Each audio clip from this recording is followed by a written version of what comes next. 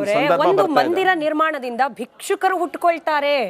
ಆ ಮಂದಿರಕ್ಕೆ ಕೋಟ್ಯಾಂತರ ರೂಪಾಯಿ ಸುರಿಯೋ ಬದಲು ನೀವು ಶಾಲೆಗಳನ್ನ ನಿರ್ಮಾಣ ಮಾಡಿ, ಆಸ್ಪತ್ರೆಗಳನ್ನ ನಿರ್ಮಾಣ ಮಾಡಿ, ಅಭಿವೃದ್ಧಿ ಕಾರ್ಯಗಳತ್ತ ಗಮನ ಕೊಡಿ.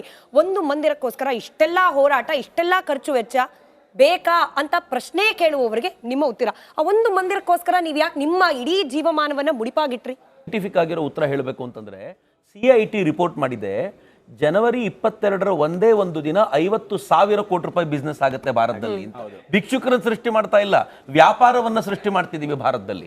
ಇವತ್ತು ನೀವು ಬೇರೆ ಎಲ್ಲ ಬಿಡಿ, ಇವತ್ತು ಕಾಶಿಗೆ ಬರ್ತಾ ಇರುವಂತ ಜನರ ಸಂಖ್ಯೆ ಎಷ್ಟು ಜಾಸ್ತಿ ಆಗಿದೆ. ಸರಿ, ಒಂದು ಇದಕ್ಕೆ ಸರ್ದಾರ್ ಪಟೇಲ್ರ ಮೂರ್ತಿಯನ್ನು ನೋಡ್ಲಿಕ್ಕೆ ಜನ ಬರೋದಿಲ್ಲ ಅಂತಿದ್ರು. ಮೊನ್ನೆ ರಿಪೋರ್ಟ್ ಬಂದಿದೆ, 50 ಲಕ್ಷ ಜನ ಬಂದಿದ್ದಾರೆ ಈ ವರ್ಷ. 5 ಮಿಲಿಯನ್ ನಾವು ಇಮ್ಯಾಜಿನ್ ಮಾಡ್ಲಿಕ್ಕೆ ಸಾಧ್ಯ ಇರಲಿಲ್ಲ. ಈ 5 ಮಿಲಿಯನ್ ಕಾರಣಕ್ಕೋಸ್ಕರ ಎಷ್ಟು ಜನ ಅಕ್ಕಪಕ್ಕದ ವ್ಯಾಪಾರಿಗಳು ಉದ್ಧಾರ ಆಗಿದ್ದಾರೆ, ಏನಾಗಿದ್ದಾರೆ ಅಂತ ನೋಡೋದಾದ್ರೆ, ಇನ್ನು ಜಗತ್ತಿನ ಅಟ್ರಾಕ್ಟಿವ್ ಸೆಂಟರ್ ಆಗ್ಲಿಕ್ಕಿರುವಂತ ಇದೇ ರಾಮ ಮಂದಿರ ಜಗತ್ತಿನ ಕೋಟ್ಯಂತರ ಜನರನ್ನ ಇನ್ವೈಟ್ ಮಾಡುತ್ತೆ. ಸೊ ಹೀಗಾಗಿ ಇದು ನಷ್ಟ ಆಗುವಂತ ಪ್ರಕ್ರಿಯೆ ಇಲ್ಲ. ಬಟ್ ನಂದೊಂದು ಚಾಲೆಂಜ್ ಇದೆ, ಒಂದೇ ಒಂದು ಜಯಪ್ರಕಾಶ್, ಒಂದೇ ಒಂದು ಚಾಲೆಂಜ್ ನಂದೇನಿದೆ ಅಂತಂದ್ರೆ, ಇನ್ನು ಕೆಲವು ದಿನಗಳಲ್ಲಿ ಅಲ್ಲಿ ಮಸೀದಿ ಮಾಡಬೇಕು ಅಂತಿದ್ದಾರೆ. ಅಯೋಧ್ಯೆಯ ಹೊರ ಆವರಣದಲ್ಲಿ ಮಸೀದಿ ಕೊಟ್ಟಿದ್ದಾರೆ, ಫೈಜಾಬಾದ್ನ ಇದು ಭಾಗದಲ್ಲಿ ಕೊಟ್ಟಿದ್ದಾರೆ.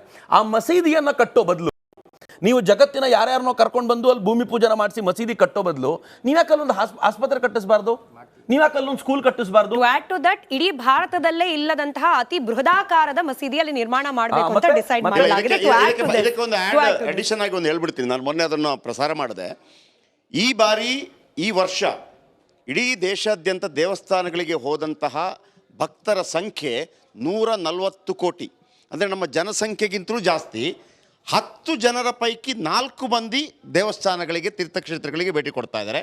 ಮತ್ತು ಈ ವರ್ಷ ಅಂದರೆ ವಿಶೇಷವಾಗಿ ಕಾಶಿ ಎಲ್ಲ ಆದ ನಂತರ ಈ ವರ್ಷ ಒಟ್ಟು ಆದಾಯ ಬಂದಿರುವಂಥದ್ದು, ಅಂದರೆ ಎಲ್ಲ ಬಿಸ್ನೆಸ್ಗಳಿಂದ, ಕಾಣಿಕೆ ಇರ್ಬೋದು, ಅಲ್ಲಿರುವಂಥ ಹೋಟೆಲ್ಗಳಿರ್ಬೋದು, ಬೇರೆಲ್ಲ ಕಾರಣಗಳಿಗಾಗಿ ಬಂದಿರುವಂಥ ಒಟ್ಟು ರೆವಿನ್ಯೂ 3 ಲಕ್ಷ ಕೋಟಿ.